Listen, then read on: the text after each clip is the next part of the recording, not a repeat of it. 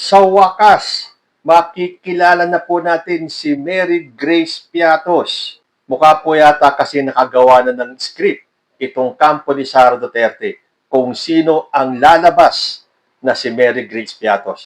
Saan kaya dito sa paparating na impeachment case ni Vice President Sara Duterte? Sabi po kasi dito sa balita, Mary Grace Piatos reveal the defense team of Vice President Sara Duterte said they are prepared to address all allegations against her, including questions surrounding the use of confidential funds and identities such as Mary Grace Piatos, should an impeachment trial in the Senate proceed.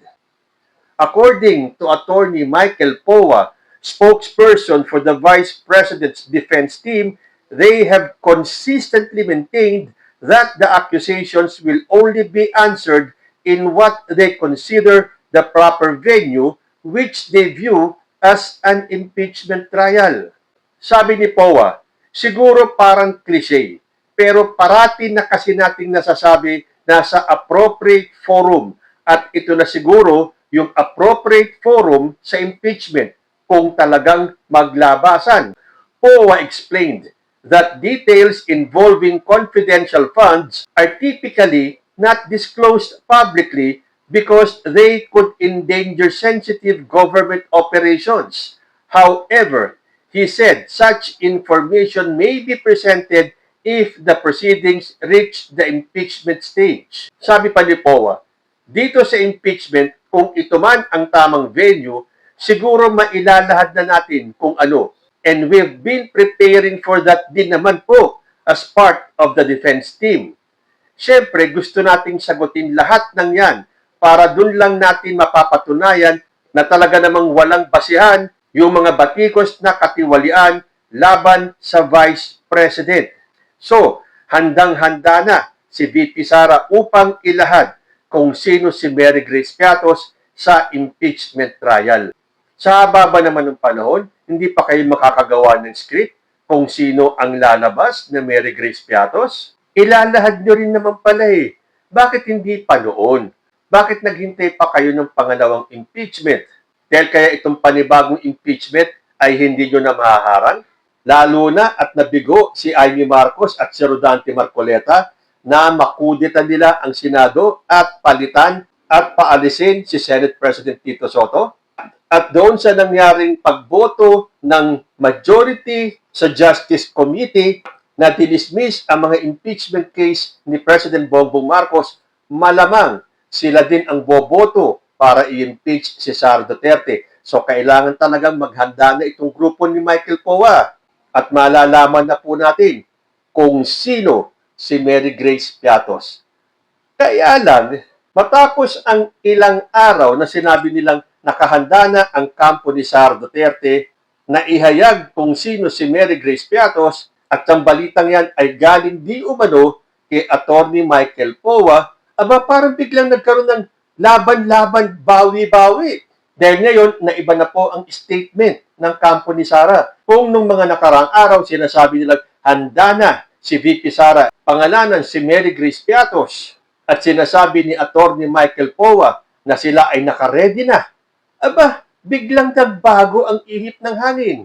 Dahil sabi po dito sa balita ng ABS-CBN, reports saying Mary Grace Piatos to be presented as part of Sara Duterte's impeachment defense inaccurate. Ayon po yan kay Attorney Poa. The spokesman of Vice President Sara Duterte's impeachment defense team clarified Thursday that reports claiming that the infamous Mary Grace Piatos will be presented as part of her defense should an impeachment trial push through were inaccurate. Some media reports and social media posts have circulated indicating that the person referred to as Mary Grace Piatos will be presented as part of the defense of Vice President Sara Duterte. For clarity, this is inaccurate. Sabi po yan ni Attorney Michael Poa. Sabi pa niya, I have not made any such statement, nor have I confirmed or announced any such course of action. we respectfully appeal to our colleagues in the media to avoid attributing statements or positions that were never made in the interest of a fair public discussion. So ayan na, kasalanan ng media. Naglabas-labas kayo ng mga balita na i-reveal na si Mary Grace Piatos na handang-handa na itong kampo ni Vice President Sara Duterte at sinabi di umano ni Atty. Poa na nakahanda na sila. In fact, last year pa nakahanda na sila nung akala nila matutuloy yung impeachment process laban kay Vice President Sara Duterte. Alam naman natin na ginawa nila lahat ng paraan para harangin ito. Tapos ngayon, kunwari, handang-handa sila last year. Sino ba naman kasi si Mary Grace Piatos? Tuloy ko po yung balita.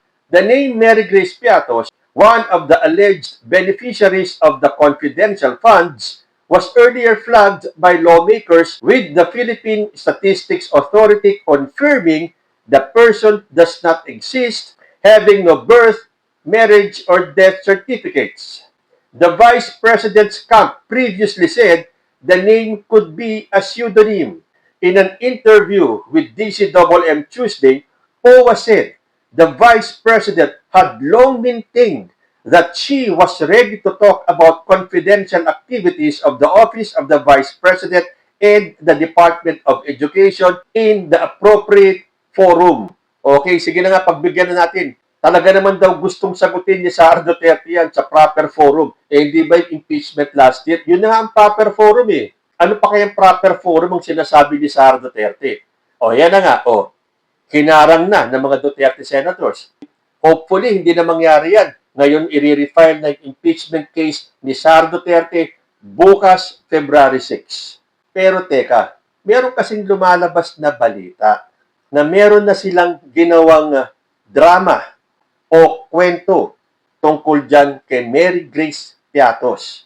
Meaning, meron di umanong babayaran na staff ng OVP o DepEd para akuin ang kasalanan at sabihin siya, si Mary Grace Piatos, para nga naman, pag inako niya yung kasalanan, makiklear ang pangalan ni Sara Duterte.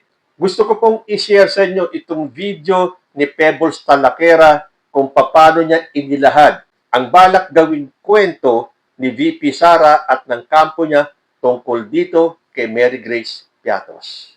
So, eto na ang tapang ng OVP kasi naglabas sila ng ganitong statement ha. Basahin natin. Piatos, lalabas na.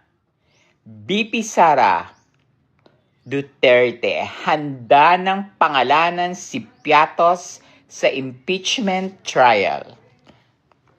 Okay. Ang tapang ni Pompiang!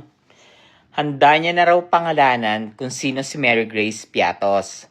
So, ayan yung isa sa plano nyo. Na paaaminin nyo yung isang USEC kung saan napunta ang confidential funds na siya ang talagang gumamit at nagnakaw para nga naman safe ka. Wow! Nagaya ko si Jam Magni, nakchiko, may muta pa ako. Diba? Para nga naman safe ka. May aamin sa mga ginawa mo sa confidential funds, sa intelligent funds, kung sino talagang gumamit, kung sino yung naglabas ng pera. Tapos ikaw, inosente ka. Sila yung makukulong. Ngayon, after 3 years, dahil tatakbo kang presidente, pakakawalan mo ngayon sila.